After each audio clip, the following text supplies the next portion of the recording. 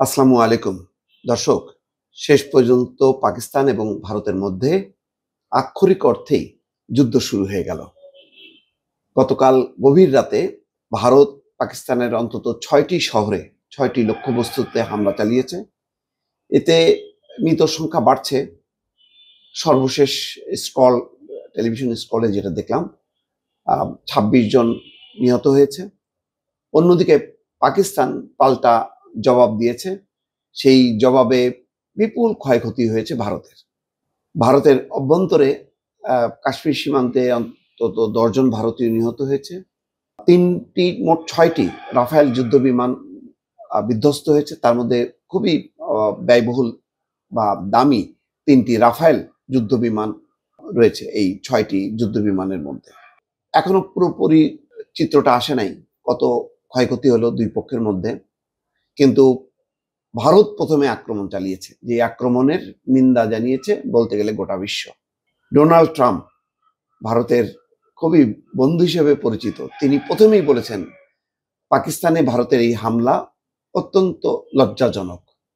পাকিস্তানের প্রধানমন্ত্রী বলেছেন যে কাপুরুষোচিত হামলা, গভীর রাতে ঘুমন্ত মানুষের উপর এই হামলায় শিশু সহ নারী পুরুষ বেসামরিক লোকজন যে নিহত হয়েছে এটাকে কাপুরুষোচিত হামলা বলেছে এবং তাৎক্ষণিকভাবে পাকিস্তান তার পাল্টা জবাব দিয়েছে। সেই জবাবে পাকিস্তান বলতে গেলে মানে বিপুল ক্ষতির সম্মুখীন হয়েছে।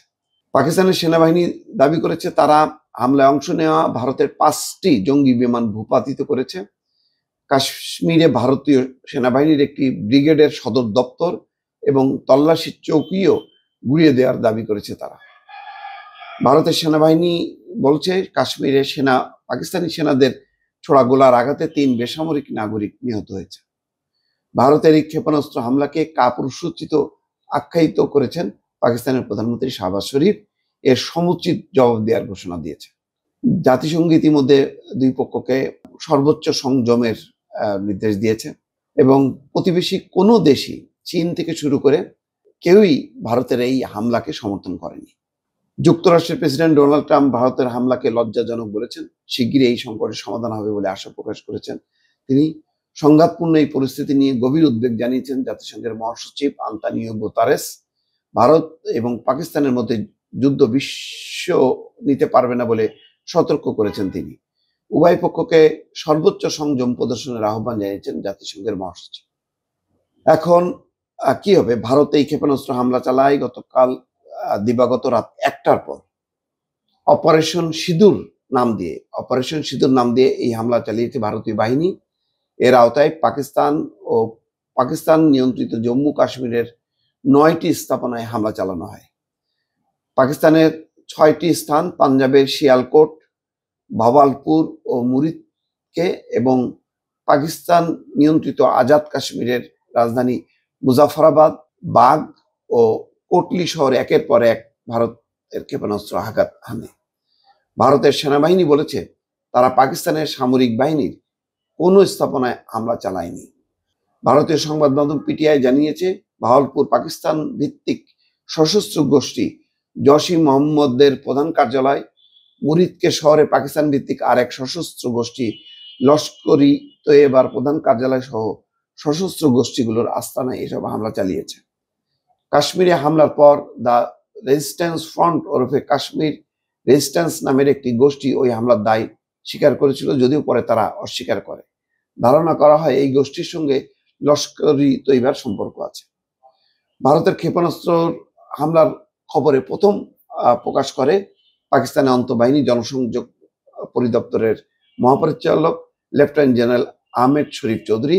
রাত 1টার পর পাকিস্তানের ARU নিউজকে তিনি বলেন, এখন থেকে কিছু সময় আগে কাপুরুষ শত্রু ভারত ভাওয়ালপুরের আহমেদ ইস্ট এলাকার সুবহানাল্লাহ মসজিদ, কোটলি ও মুজাফফরাবাদে অন্তত 3টি জায়গায় বিমান হামলা চালিয়েছে।